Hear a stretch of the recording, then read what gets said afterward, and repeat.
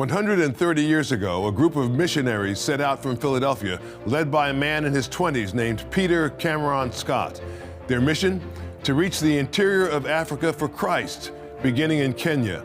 Just a year after his arrival, Scott died from malaria, leaving the seeds of a work which became Africa Inland Missions and Africa Inland's Church. Today, Kenya identifies as 80% Christian. There are now 7,000 AIC churches with millions of members. But despite a rich Christian tradition and thousands of active Christian works, Kenya remains a nation plagued by poverty and defined by public corruption. Tonight we are talking with one of the leaders of a movement to make Kenya an outpost for integrity.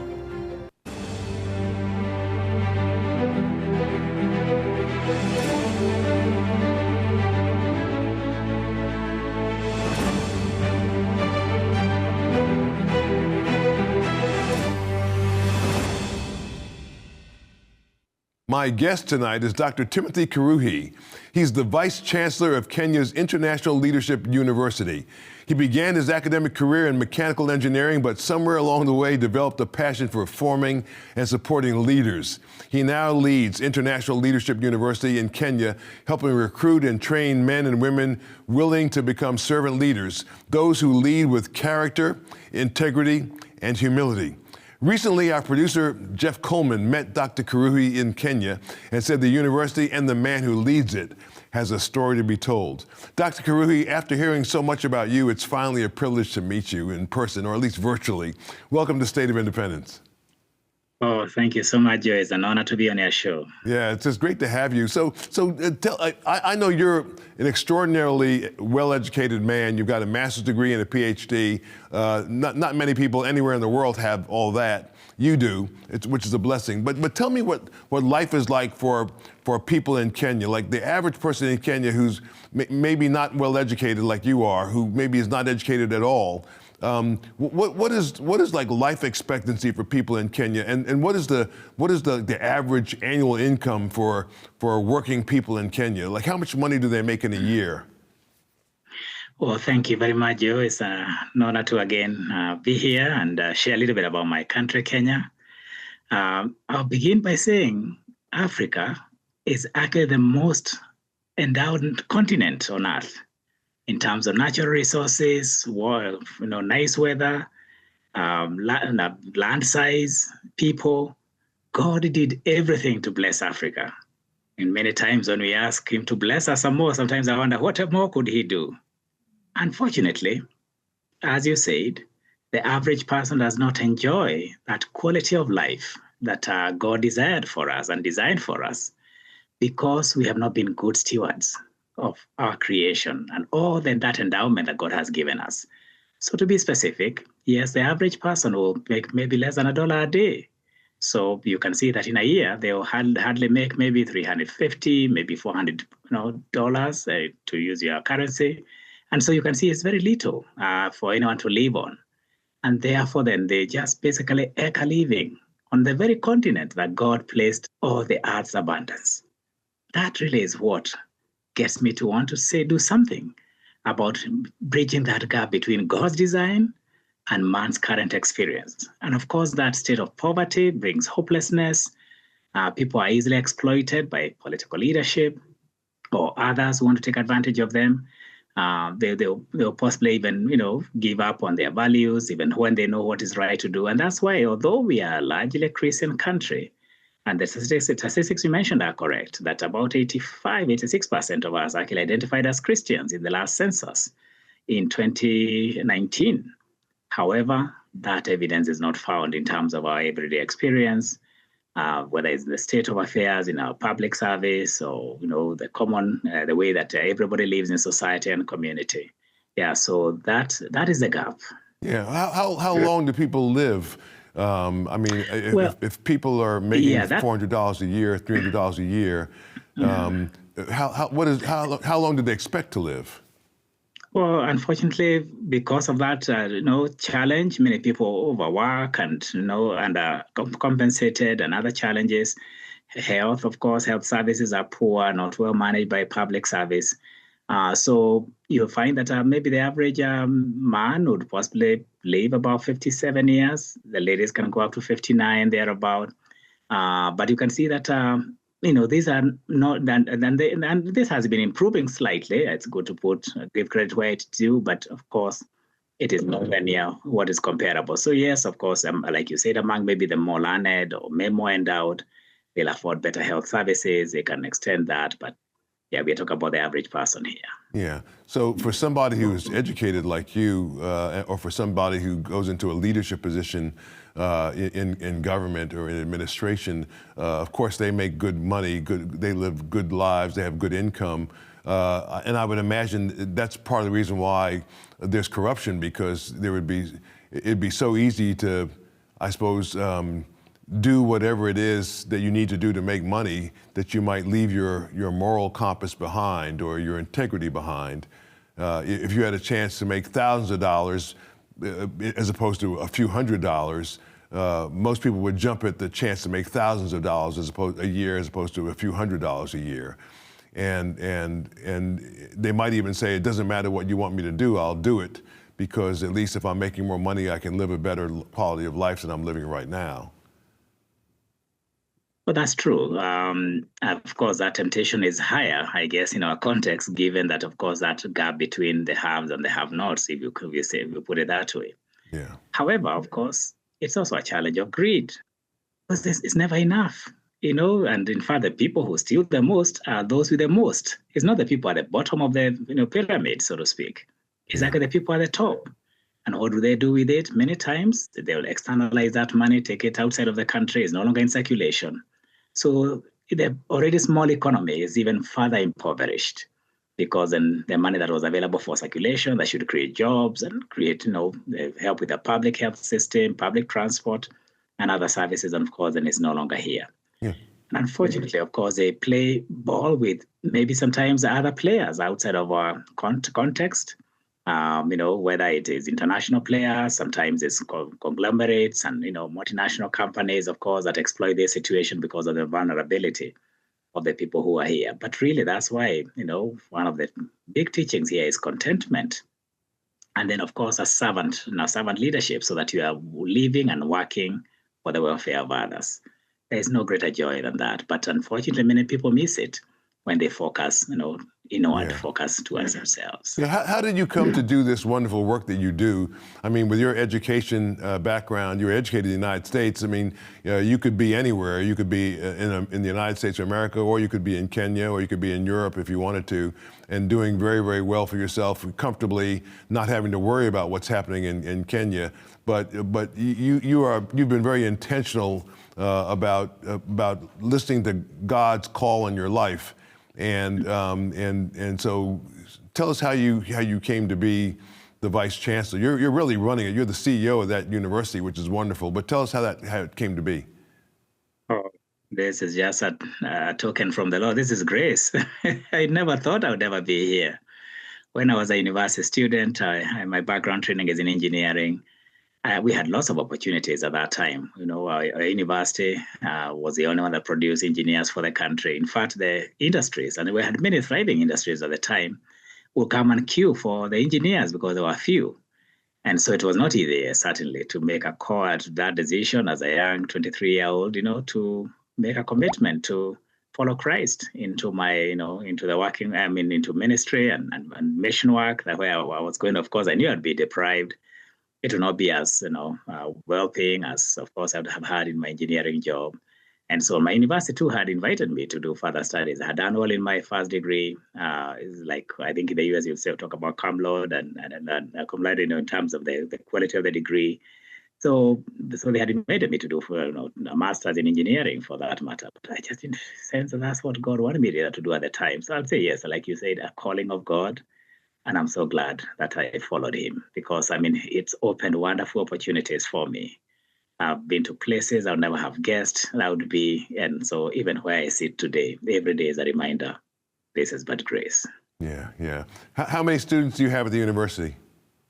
Currently, we have 569. So it's a growing college. It's not been a big one because we know leaders, of course, we don't mass produce them one at a time. Yeah.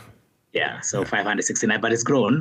When I took up the responsibility about 6 years ago, we were about 107. So now we are about 6 times that number. Wow, that's awesome. And men and women, or mostly men? Tell me what the makeup is. Oh, we have a good mix, actually. We have almost a fair balance, almost half and half. Very good, very, very good. Yeah. And where do the students come from? Do they come from Kenya or from all over Africa? Where do they come from? Well, traditionally we served many parts of Africa. So we served, about 20 countries of Africa, mostly English-speaking Africa, West Africa, and Southern Africa. But lately now with technology, of course, there is no limitation to where the students can come from. So we actually have 2 students from your country, the US, and Excellent. one from Canada. Excellent, excellent, excellent. So we hope we are making a contribution to your country too, right from here. Yeah, that's great. That is wonderful. So yeah. How do you instill in your students the importance of integrity? And do students have to be Christians to come to your school, or are they just people who might be headed into government? Anybody who is interested. Maybe a quick true story would help illustrate that. In August of last year, we had one of the students sign up to come and do his master's degree in leadership. So in fact, I happened to have been in teaching a class that trimester, so I taught him. And we'll discuss issues like ethics, doing the right thing, for the right reason and so on. And he'll tell me, Professor, these things don't happen in my space. I come from politics. You cannot do these things and succeed. So he'd really wrestle with that. I could tell that there was a work of God there, but he didn't fully, get to change during my course. But he did very well. He engaged well. So he passed the course, but he didn't change his heart fully. Yeah. In this January this year, he enrolled in another class. And this class was about legacy making, serving others, giving to others. And I think he said he realized for the first time he didn't have what it takes to serve others because he had always focused on himself. Unfortunately, that's the truth about many people in politics. Although they will tell the populace it's for the population, it's about themselves. So he told the lecturer, not myself, another lecturer, I feel like I don't have what it takes to do what you're asking me to do. Talk about having a plan to serve others, to leave a legacy. But the lecturer was well trained. He knew that there was a gap in his spiritual life. So he had him over for tea at a different time and shared the gospel with him. And this politician gave his life to Christ. Wow. What has amazed us? He's an elected politician here from Nairobi, the city of Nairobi, one of the wards. And what has amazed us is the changes that have happened in his life. Within a week, he and his wife were reunited. They had been separated for quite a while, again, because of politics and all the things that come with that. But, he said he could not continue that way. He went, apologized to his wife, and they were reunited. The family was restored. In the second week, he said, he told the lecturer, the other lecturer that taught me in the last trimester kept telling me about doing the right thing. I had no power to do it. But since the decision I made, 2 weeks ago, I think now I understand and I have the power to do right. And so he made a commitment never to take a bribe, ask for a bribe. That's a big deal in our country, where bribe taking and giving is a big deal, especially for those in politics and so on, to raise money to now buy the population, so to speak. So, to cut a long story short, there are many other areas of his life. But now he has turned around. He is serving his people. And we believe that this is a business we are called to, helping people first know Christ. But secondly, of course, now he is being discipled, being, so that there can be the formation now of the character through a relationship with God, but also understanding how now to apply those principles in the area of politics. How can you be an ethical leader, even in politics? We also have other things that we do whereby he is actually now in a small group with that lecturer, together with other students. And we do that on a regular basis. I also have a small group I work with of students whom we work with closely to help them internalize and apply what they are learning in class. So it's more, that's why we say we cannot mass produce, because this is really a leader at a time. But because of their influence, once they graduate, they are able to bring significant change in their communities. That's beautiful. I mean, what a great story of transformation for that young politician from Nairobi. I mean, it's really a blessing to hear that. a very powerful story. Do you also make the students aware of what kind of corruption they may face? I mean, bribery has many forms, as we can all imagine. So it could be like money in a paper bag. It could be, somebody promising somebody something. I mean, I don't. But do you make them aware of what they might face as they become? It's true. Yeah, thank you. The average Kenyan faces, corruption in every form. Whether it's getting a government, services, which of course we should be getting for free because we are taxpayers. Whether it is just sometimes, getting things expedited. So it's a common experience. Most people, experience that regularly or every day. The challenge, of course, is there are few role models doing it right. So most of what we actually spend our time on is to show them from my own example, and I've also had a chance to serve in some public roles, that you are able to do that without being corrupt, and you finish well without any hint of corruption. And that, of course, for many people, sounds like, I didn't ever think that was possible, because unfortunately also the society, the media here is skewed towards, unfortunately, only focusing on those who are doing wrong rather than applauding those who are doing right. So that's another area of change too. Yeah. Do you make students, how do you, I suppose, encourage them to do the right thing once they get where they're going? I mean, you have the best and the brightest, and they're at your university. They're going to get opportunities once they leave the university. How do you develop that sense in them to do the right thing? I mean, you can't make anybody a Christian. I mean, it's a blessing what happened with that young Nairobi. But not everyone does that. Yeah. So I think, regardless, first of all, you want to motivate them, to show them that the only way really you can win long term, so it's to help them focus long term rather than short term, is to do what is right. Doing what is right it's its own reward. But if you focus on short term gain and so on, then of course that's when people compromise. And so we've been able to help encourage, students by showing them that it is in your best interest, actually, that you build a foundation of integrity. Anything else will not give you what you're looking for. But secondly, also to show them that many of the ills that we face as a society is because of those who have taken advantage of the weakness of others, the vulnerability talked about, to practice corruption. So do you want to join that bandwagon, or do you want to be different? Many people would like to be different. It's not easy. There's a price to be paid, but you show them then, well, I have paid that price, and I've still been successful. I think for many young people to see that you can actually live a life of integrity and still be successful is maybe the biggest testimony. Yeah. Well, that's so well said, brother. And I'm glad that you're encouraging your students. I mean, they have you as a wonderful example, but you're encouraging them and you're telling them the right thing. Well, tonight we have a very special guest, Dr. Timothy Karuhi in Nairobi, Kenya. He leads a university battling corruption by training and deploying hundreds of servant leaders in the marketplace, ministry, and government. Don't go away. We'll be right back. You're watching Joe Watkins' State of Independence on Lighthouse TV. Positively different. Share your comments about today's program in the comment box at joewatkins.org. Dr. Timothy Karuhi is the Vice Chancellor of International Leadership University in Kenya. The VC is akin to being the CEO, so he's the Vice Chancellor, but he's the CEO, so he has a lot of responsibility. Tim, I want to take a minute or so to talk about your journey to faith in Christ. Were you born into a Christian family?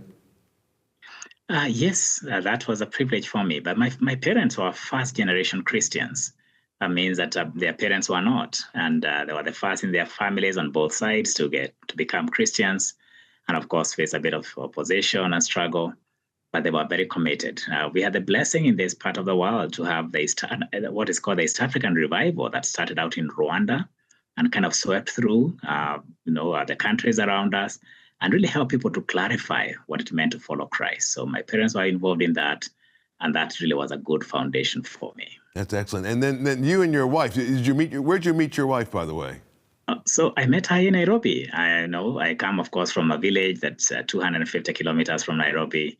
I only came to Nairobi when I actually came to the university. That was my first major time to really be here, and she also did the same.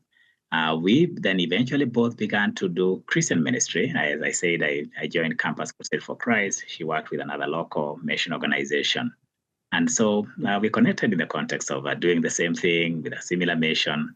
And that didn't take very long. Yeah, I was at Campus Crusade for Christ when I was in college.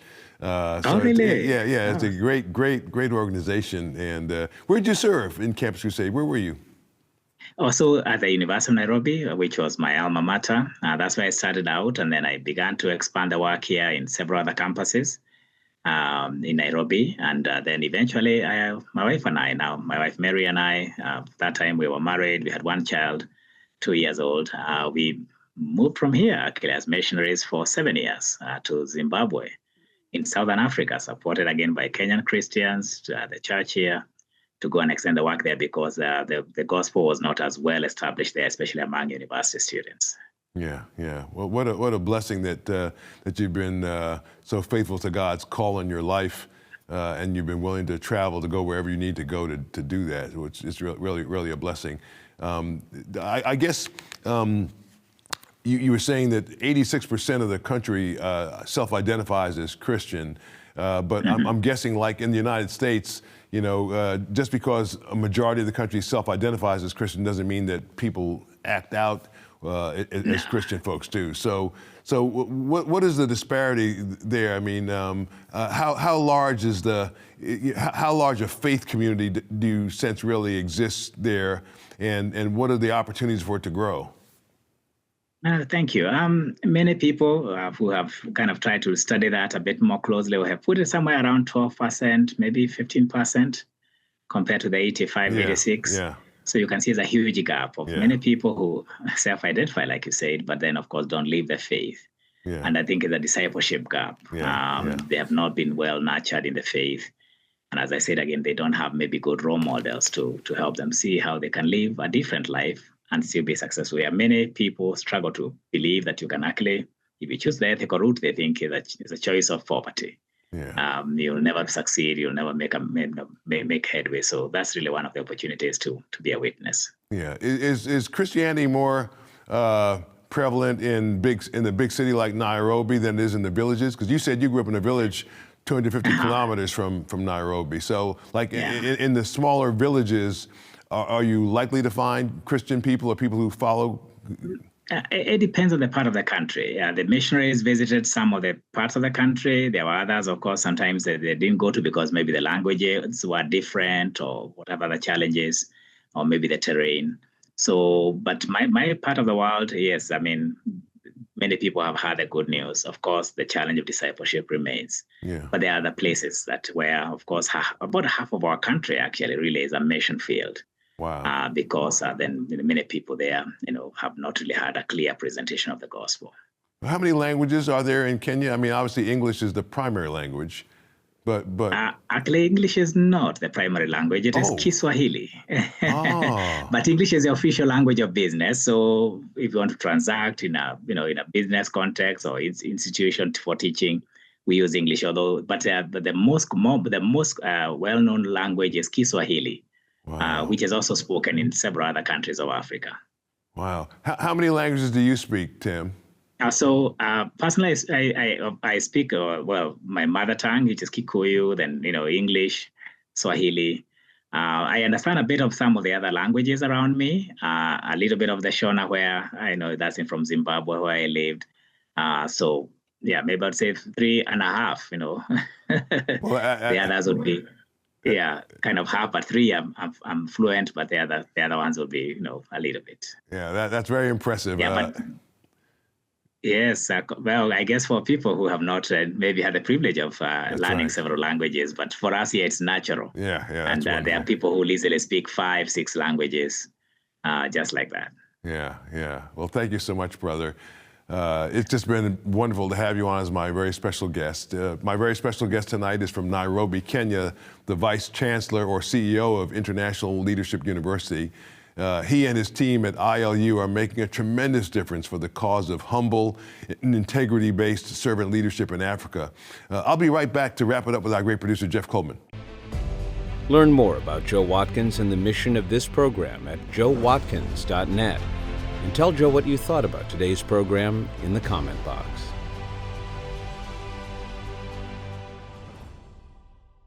And now let's talk to our great producer, Jeff Coleman.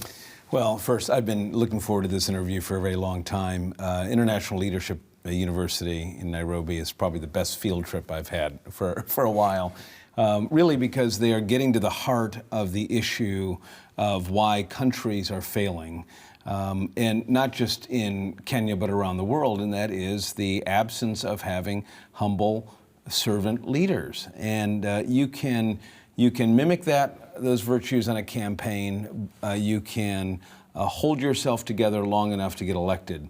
But the pressures of public office test you in a way that really defy description. So under the hot lights, when the money's on the table, what do? And your mind plays tricks on you. So your default has to be the things that you learn. And you have to be, you've got to know that if you take that bribe, you're going to be responsible to your spouse, you're going to be responsible to the mentor who you will see next week and who will ask you the hard questions.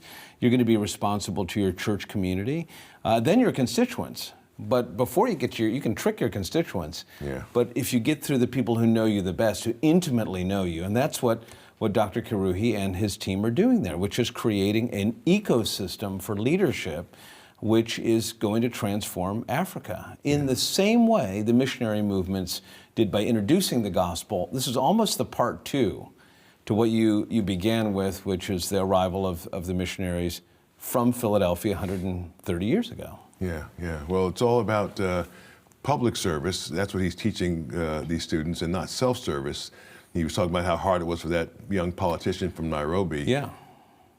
It is very hard because you're in an environment where prestige and showing that you have value visibly, your security detail, your car, the house you live in. So what I don't think people recognize is when anybody turns away those prizes of the seductions of office and chooses humility, that's people notice, and that's what Tim and his team are doing. Yeah, wow. Amazing. Dr. Kiruhi heard the call of Christ in his life many years ago now, and he's been following ever since, saying yes to some pretty challenging assignments. But as you heard tonight, God has been faithful every step along the way. Listen for that still, small voice when he whispers a command to go. Say yes. You'll never regret it. If you found this conversation with Timothy helpful tonight, please write me a line or two. There's an easy form on my website, joewatkins.org. It comes to me and I'll write back. I'd love to hear from you. From America's first capital, Philadelphia, I'm Joe Watkins. For Jeff Coleman and the entire studio team here at Lighthouse TV, thanks so much for watching. Until we meet again, trust God, stay encouraged. We'll see you soon.